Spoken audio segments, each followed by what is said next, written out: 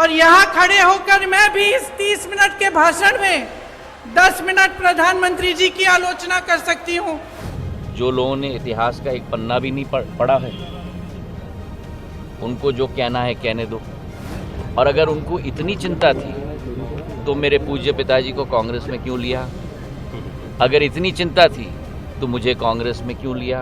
और यहाँ खड़े होकर मैं भी इस 30 मिनट के भाषण में 10 मिनट प्रधानमंत्री जी की आलोचना कर सकती हूँ।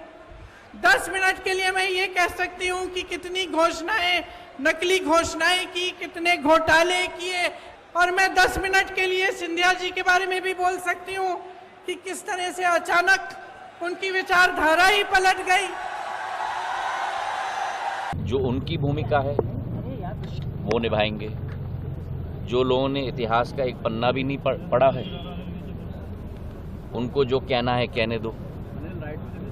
मेरा कर्म, मेरी सोच, मेरी विचारधारा, मेरे परिवार की सोच ग्वालियर के प्रति समर्पित है, संभाग के प्रति समर्पित है, मध्य प्रदेश के प्रति समर्पित है और देश के प्रति समर्पित है। प्रियंका गांधी ने कहा और मुझे किसी को भी, खास करके मंच पे जो बैठे हुए थे, उन लोगों को मुझे अपना प्रमाण पत्र देने की ज़रूरत नहीं है। और अगर उनको इतनी चिंता थी तो मेरे पूज्य पिताजी को कांग्रेस में क्यों लिया?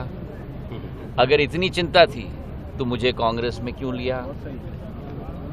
अब जो आंखों में खटक रही है ना, तो जो भी दुर्भावना है वो मुंह से प्रकट हो रही है। मैंने कभी भी व्यक्तिगत राजनीति नहीं की है और ना मैं करूंगा।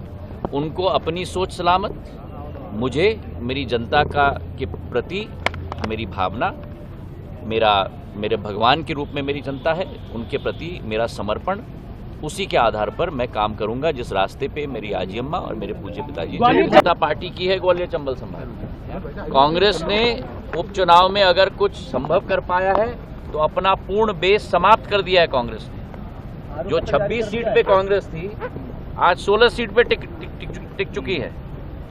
तो किस भाव की आप बात कर रहे हैं? उनको अपना भाव मुबारक। जनता मेरा भगवान है, जनता निर्णय लेगी। जो जनता निर्णय लेगी सिरमाते हैं। हम अपने धर्म और अपने कर्म के कार्य पे चले हैं, विकास और प्रगति के काम पे चले हैं। कोई हमारे मेहमान आते हैं ग्वालियर, उनका स्वागत, और स्वागत के साथ साथ शायद पहली बार ग्वालियर आई हैं तो उनका स्वागत सत्कार।